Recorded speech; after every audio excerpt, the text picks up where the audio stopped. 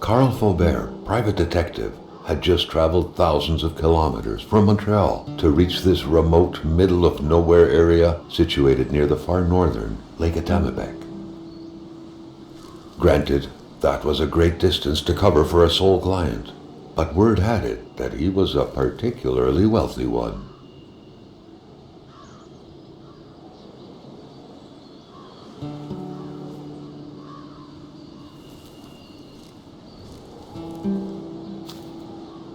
Carl had to drive a bit further north in order to meet with wealthy industrialist William Hamilton. William Hamilton was a prosperous owner who had acquired various businesses, as well as metal mines in this northern region. Carl, like many of his contemporaries, felt like he had more trouble breathing when he wasn't smoking.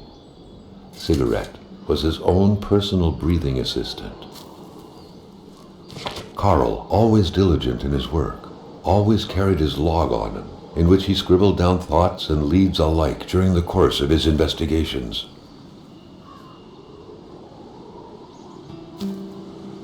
The Polaroid, Carl's long-standing and faithful ally, had seen its share of husbands caught red-handed cheating. There's always something out there waiting to be snapped away, even when removed from civilization.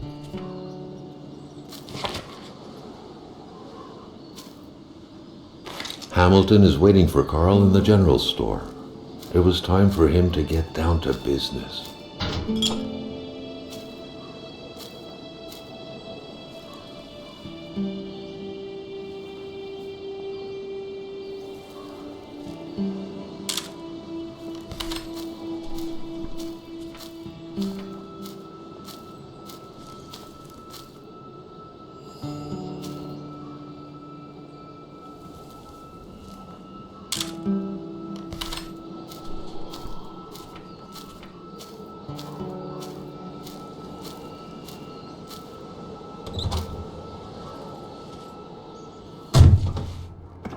Carl had a lot on his plate. He had to get back on the road. William Hamilton enjoyed a lavish country house built in the very heart of the northern forests, not too far from here. The local populace was divided when it came to the affluent man. Some saw a wealthy philanthropist dedicated to improving the region's economy. Others, an aging Englishman who would do anything to further his fortune. And these ones hated him enough to go on about scheming against him. Carl was not made aware that winter would come early this year. The North made clear who was the boss up there. Snow, which didn't care much about the date when it felt like dumping its first load of the year. Hamilton had recently acquired a few local businesses. But the last straw was the reopening of a mine, which gave rise to a wave of protests and threats from the Cree people.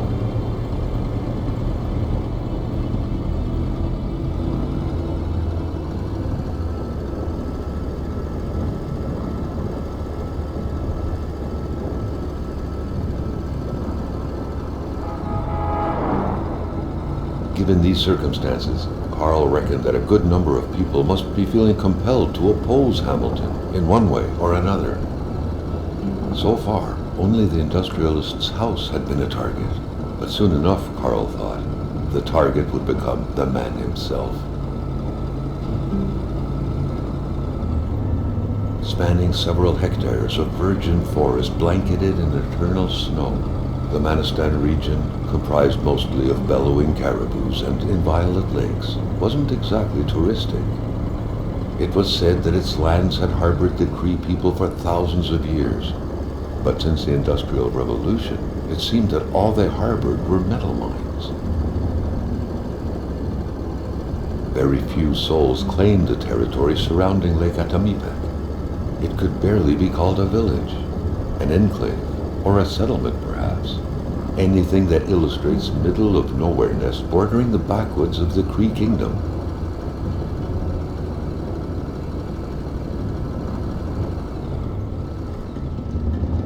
Since 1941, the general store provided the populace with various goods that couldn't be plucked from nature itself. William Hamilton had recently taken over the place. In fact, the whole region was now his.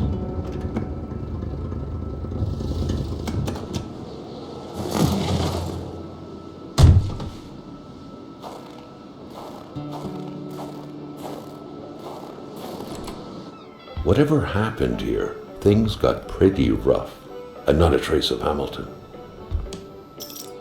Finding a key is easy. Finding the right keyhole, not so much.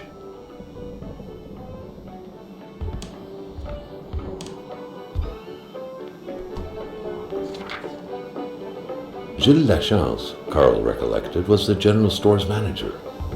Should Hamilton not be available, he was the man to talk to. Or what if Hamilton had moved up his appointment with his physician? You don't leave ammunition out in the open like this. Was Gilles Lachance that careless?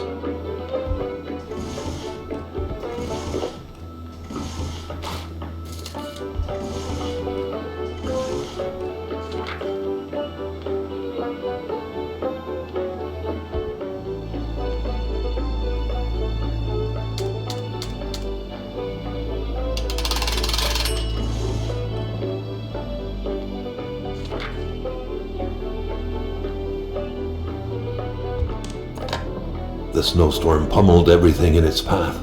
Carl was not surprised when he heard no tone.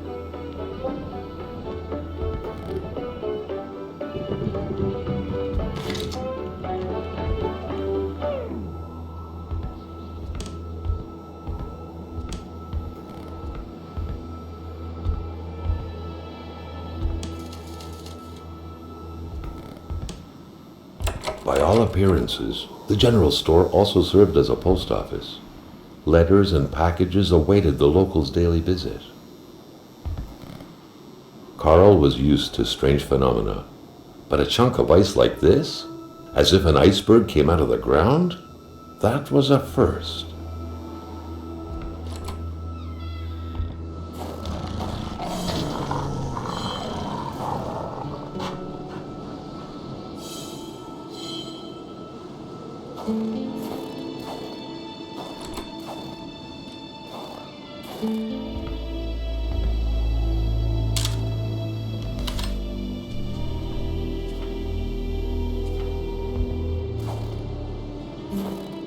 Carl proudly remembered an essential fact of his Survival 101 class in the Army.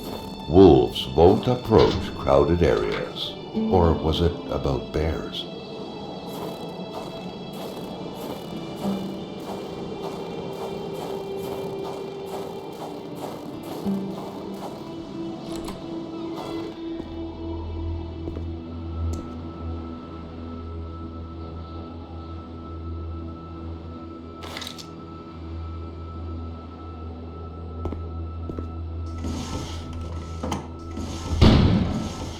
It sounded like an explosion had occurred in front of the store.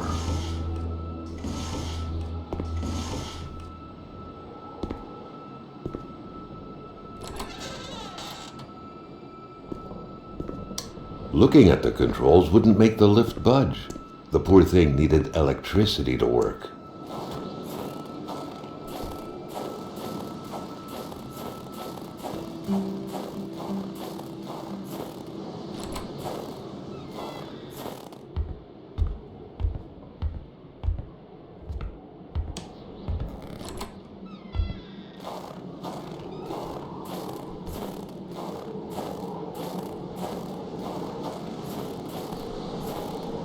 The transformer station had burned, and the wire had snapped. Carl could wait for an electrician to show up, but under such circumstances, the effort seemed desperate.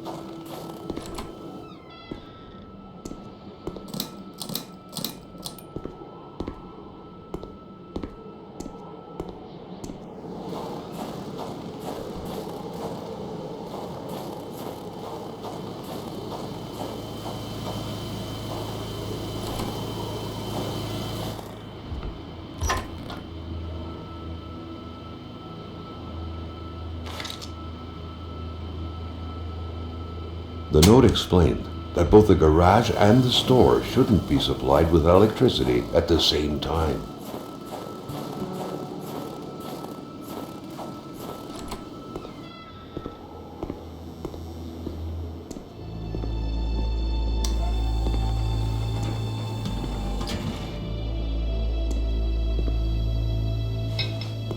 A crowbar, useful tool to pull out nails or to carry just in case.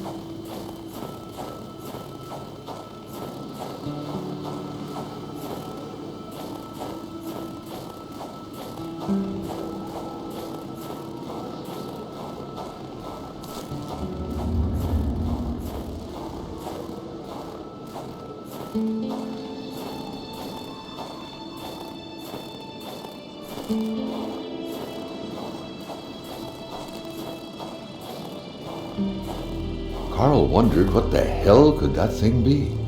It looked like a man fossilized in ice.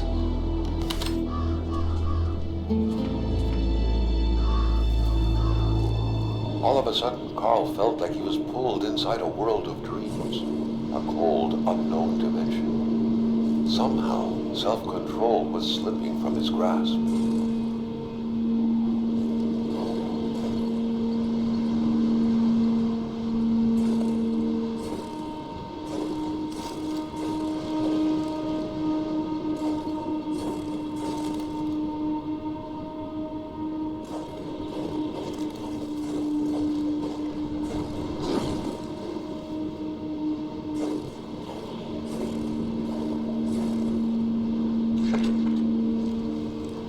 To all appearances, this was a hunting log. Better yet, a war diary.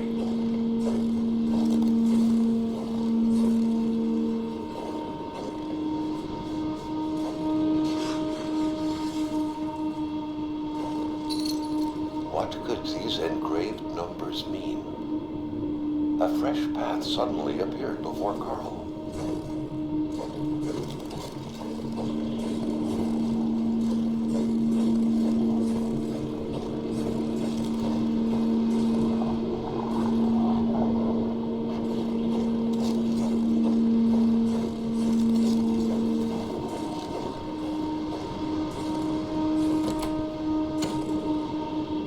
Carl had that feeling you get when you immerse your frozen hands in hot water.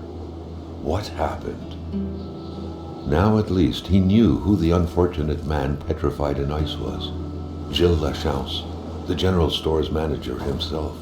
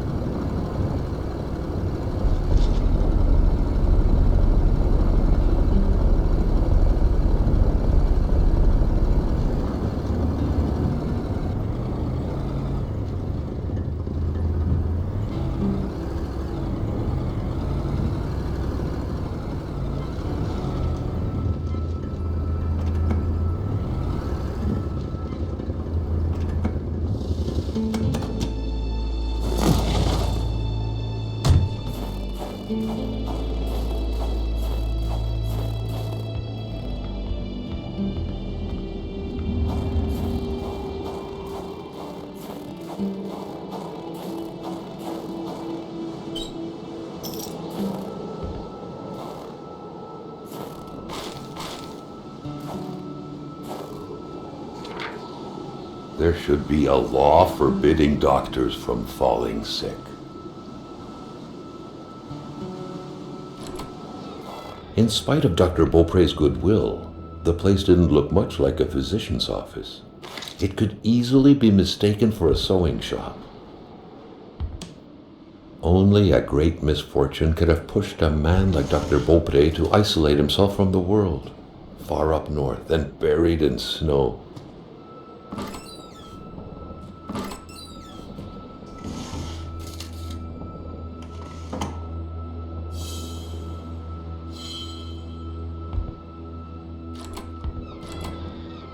Carl got the trembles as he imagined the excruciating pain that kind of scalpel could no doubt inflict. Within these miserable walls, patients probably felt more like in a slaughterhouse than in a doctor's office.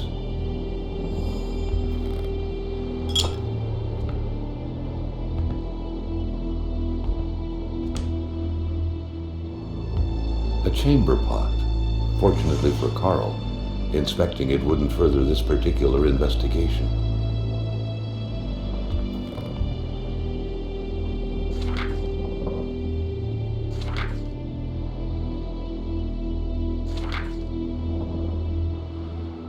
To hell with patient confidentiality. Carl wouldn't be able to track down his client without unveiling secrets. Now he knew where to find Hamilton.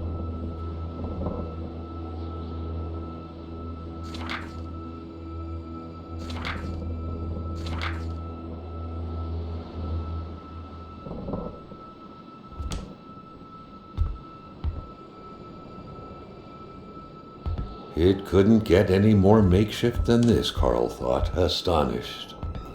Everything was improvised, including the examining table. Who could really lie on this and expect a happy ending?